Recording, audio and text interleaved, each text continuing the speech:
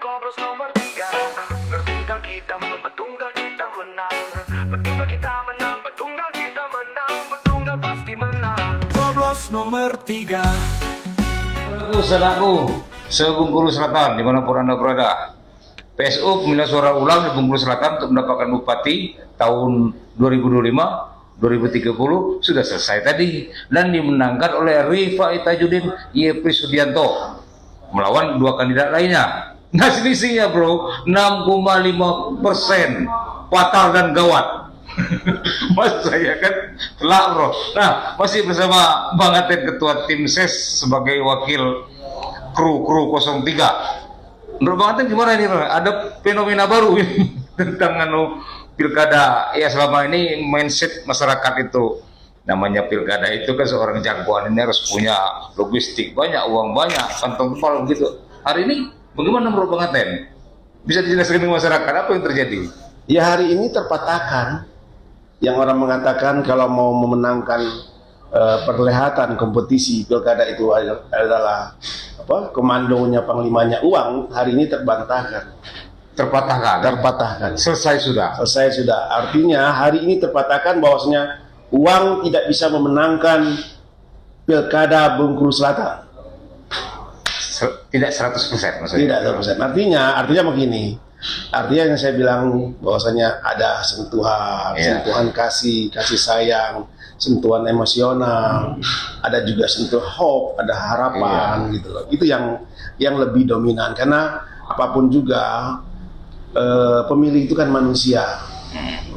Tidak bisa dihargai hanya dengan uang gitu. Nah, Bang Aten, kira-kira apa kelebihan dari Rifai Tajudin Yepri ini hingga ya telak sekali 6,5% itu bisa lebih. Ya itu tadi Rifai berbicara apa adanya, Yepri juga bicara apa adanya, tidak neko-neko, tidak banyak janji.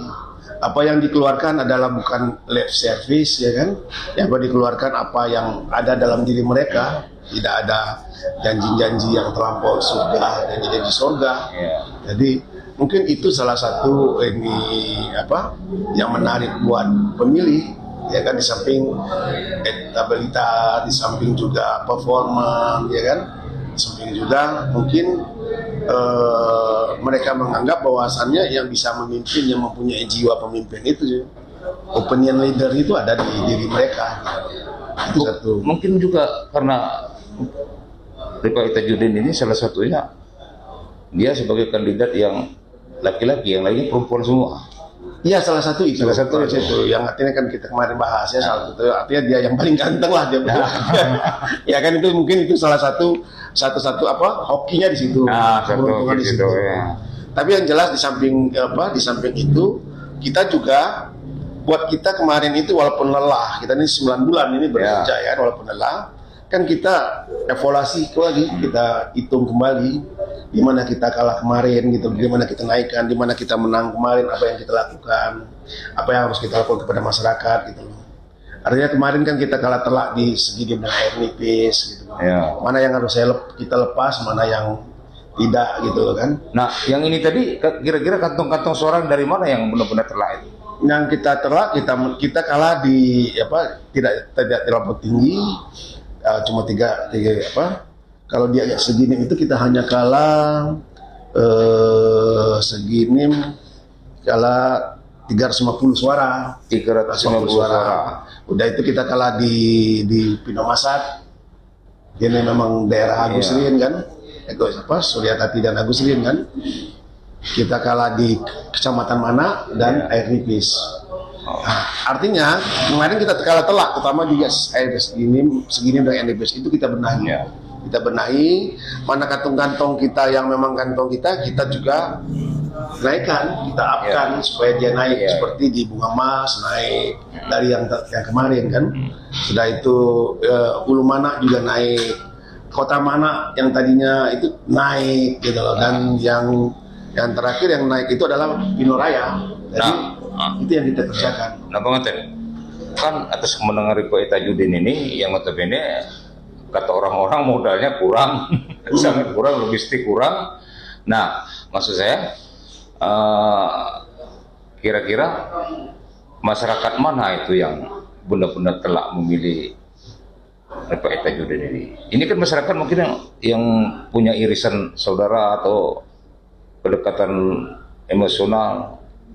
Ada yang saudara ada, seperti di RFI mempunyai, kalau Refri kan memang basisnya kan memang di Noraya toh. Yeah. Kalau RFI dia punya basis suara di Kedurang, termasuk di Padang Liba Masa, dan dia itu yang punya basis familinya. Tapi dia punya basis dia adalah di 2 kecamatan mana ini, karena dia besar di sini gitu kan. Makanya dia harus mendulang. Nah waktu kemarin kan ada Mak Rizal.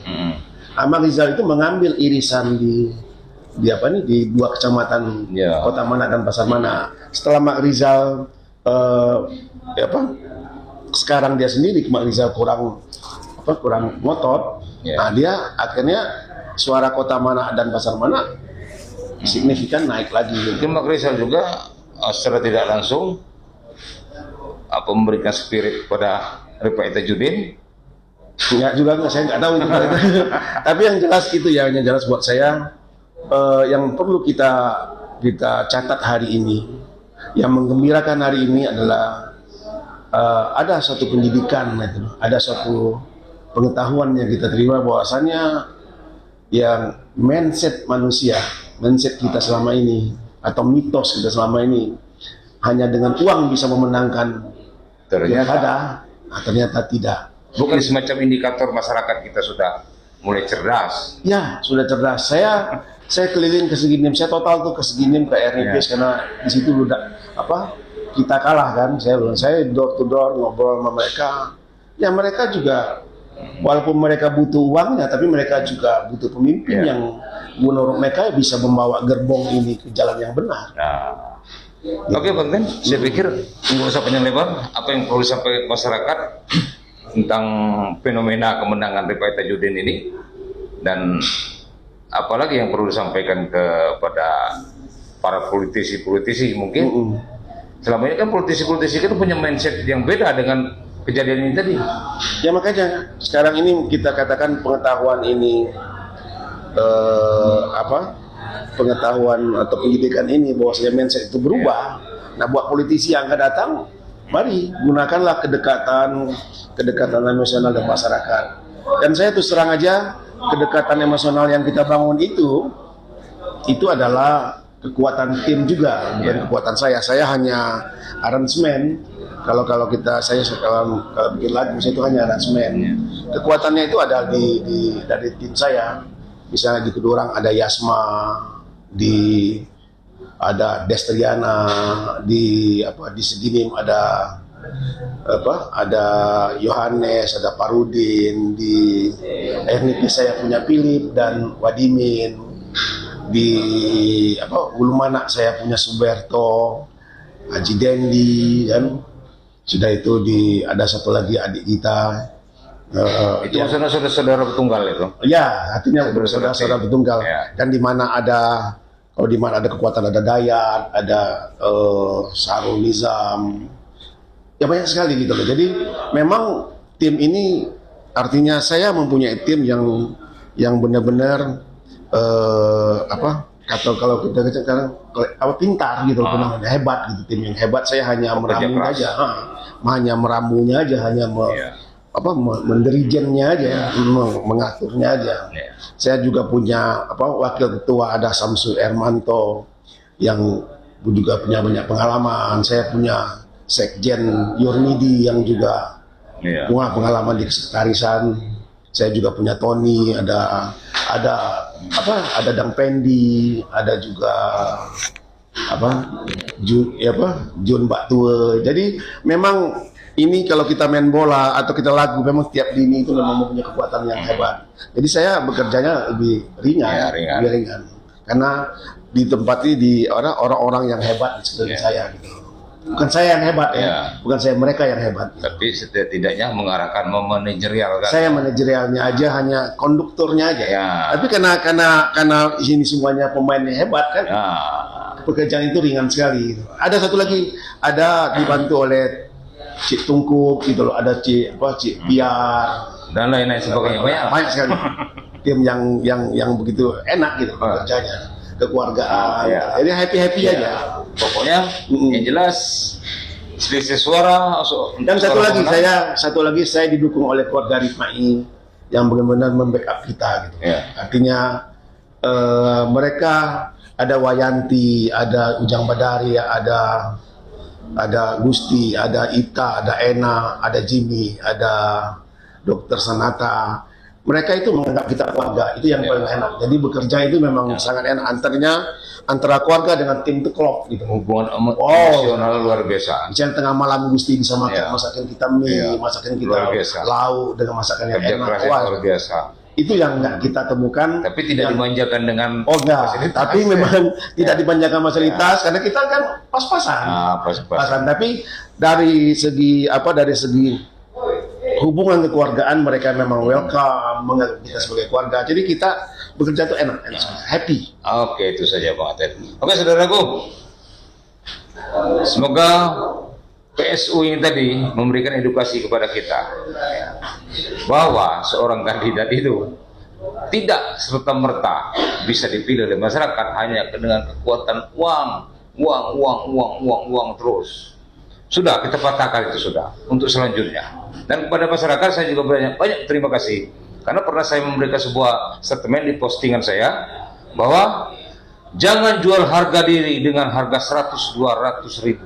Iya, saya juga lupa. Saya juga hari ini saya dan kami semua tim dan Haji Rifai mengucapkan terima kasih yang sebesar-besarnya, yang sebanyak-banyaknya kepada masyarakat Bung Selatan yang notabene adalah saudara-saudara kami. Kami ucapkan terima kasih. Anda memilih pemimpin keinginan Anda sendiri, Anda memilih dengan sadar dan tanpa uang. Itu yang saya mintakan terima kasih banyak, dan saya kagum dan hormat kepada saudara-saudara saya masyarakat Bung Selatan. Oke, itu saja.